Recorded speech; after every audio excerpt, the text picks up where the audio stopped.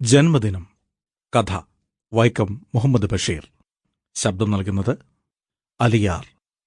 Production copyright story tell 2019, A DC books production. ജന്മദിനം. മകരം 8-ാം തീയതി. ഇന്ന് എന്റെ ജന്മദിനമാണ്. പതിവിന് വിപരീതമായി വെളുപ്പിനെ ഞാൻ എണീറ്റ് കുളി മുതലായവയൊക്കെ കഴിച്ചു. ഇന്നേക്ക് കരുതി വെച്ചിരുന്ന വെള്ള ഖദർ ഷർട്ടും വെള്ള ഖദർ മുണ്ടും വെള്ള ക്യാൻവാസ് ഷൂസും ധരിച്ച് മുറിയിൽ എന്റെ ചാരുകസേരയിൽ വേവുന്ന ഹൃദയത്തോടെ ഞാൻ മലർന്നു കിടക്കുകയായിരുന്നു.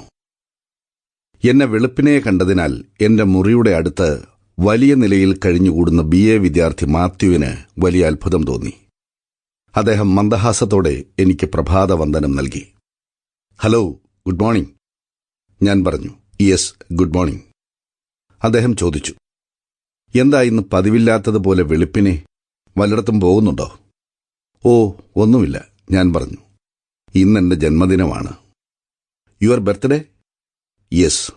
ഓ, I wish you many happy returns of the day. Thank you. Mathew കയ്യിലിരുന്ന ബ്രഷ് കടിച്ചു പിടിച്ചുകൊണ്ട് കുളിമുറിയിലേക്ക് പോയി. അങ്ങുമിങ്ങുമായി കൂക്കുവിളി, ബഹളം, ഇടയ്ക്ക് ശൃംഗാരഗാനങ്ങൾ. വിദ്യാർത്ഥികളും ക്ലാർക്കുമാരുമാണ്. വല്ലവർക്കും വല്ല അല്ലലുമുണ്ടോ? ജീവിതം ഉല്ലാസകരം. ഞാനൊരു ചെറിയ ചായയ്ക്ക് എന്തു വഴിയെന്നാലോചിക്കുകയായിരുന്നു. ഉച്ചയ്ക്കുള്ള ഊണിന്റെ കാര്യം ഉറച്ചിട്ടുണ്ടായിരുന്നു. അകാരണമായി ഹമീദ് എന്നെ ഉണ്ണാൻ ക്ഷണിച്ചു. ഇന്നലെ ഞാൻ ബസാറിലൂടെ പോകുമ്പോൾ. അദ്ദേഹം ചെറിയൊരു കവിയും വലിയൊരു ധനികനുമാണ്. ഏതായാലും ഉച്ചവരെ ചായ കുടിക്കാതിരിക്കാൻ വിഷമം. ഒരു ചൂട് ചായയ്ക്ക് എന്തു വഴി? മാത്യുവിന്റെ വേലക്കാരൻ വൃദ്ധൻ മാത്യുവിന് ചായ ഉണ്ടാക്കുന്ന ജോലിയിൽ വ്യാപൃതനായിരിക്കുകയാണെന്നുള്ള സംഗതി എന്റെ മുറിയിലിരുന്ന് ഞാൻ ഗ്രഹിച്ചു. അതിന് കാരണം എന്റെ മുറി മാത്യുവിന്റെ അടുക്കളയുടെ സ്റ്റോർ മുറിയാണ്. മാസത്തിൽ 8 അണയ്ക്ക് വീട്ടുടമസ്ഥനാണ് അതെനിക്ക് വാടകയ്ക്ക് തന്നത്. കെട്ടിടത്തിലെ മോശപ്പെട്ട ഏറ്റവും ചെറിയ മുറി. അതിൽ എന്റെ ചാരുകസേര, മേശ, ഷെൽഫ്, കിടക്ക, ഇത്രയും കഴിച്ചാൽ പിന്നെ ശ്വാസം കഴിക്കാനിടമില്ല. വലിയ മതിൽക്കെട്ടിനകത്തുള്ള 3 കെട്ടിടങ്ങളിൽ മുകളിലും താഴെയുമുള്ള മുറികളിലെല്ലാം വിദ്യാർത്ഥികളും ക്ലാർക്കുമാരുമാണ്.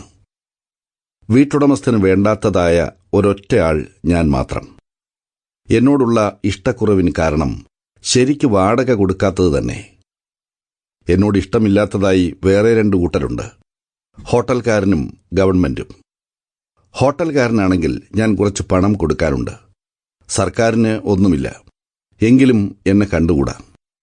അങ്ങനെ താമസം, ആഹാരം, നാട് 3മായി. ഇനി എന്റെ വസ്ത്രങ്ങളുടെയും ഷൂസിന്റെയും വിളക്കിന്റെയും കാര്യമുണ്ട്. സംഗതികളെല്ലാം എഴുതുന്നതിന് മുമ്പ് ഒന്ന് വ്യക്തമാക്കേണ്ടിയിരിക്കുന്നു. ഇപ്പോൾ പാതിരാത്രി കഴിഞ്ഞിട്ടുണ്ട്.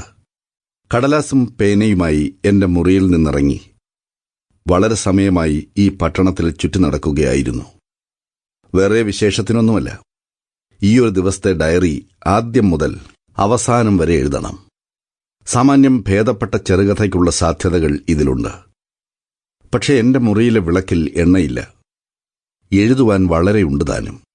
അതുകൊണ്ടാണ് കിടക്കപ്പായിൽ നിന്നെണീറ്റ് ഈ കായലോരത്തെ ഏകാന്തമായ വിളക്കുകാലിൽ ചാരിയിരുന്ന് സംഗതികളുടെ ചൂടാറും മുമ്പ് എഴുതാൻ തുടങ്ങുന്നത്.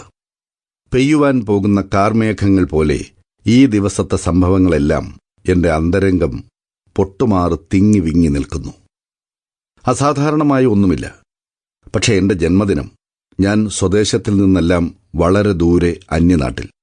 കയ്യിൽ കാശില്ല, കടം കിട്ടാൻ വഴിയില്ല. ഉടുത്തിരിക്കുന്നത് മറ്റും പല സുഹൃത്തുക്കളുടേത്. ഒന്നും എന്റേതെന്ന് പറയാനായില്ല.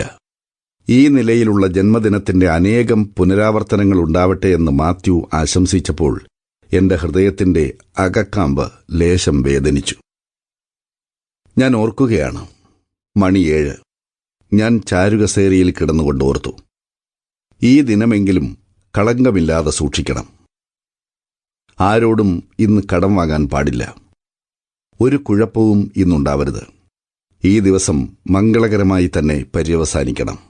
കഴിഞ്ഞുപോയ ദിനരാത്രങ്ങളുടെ വെള്ളയും കറുപ്പുമായ ചങ്ങലവളയങ്ങളിൽ ഞാൻ കാണുന്ന ആ 100 ഞാനായിരിക്കരുത് ഇന്നത്തെ ഞാൻ.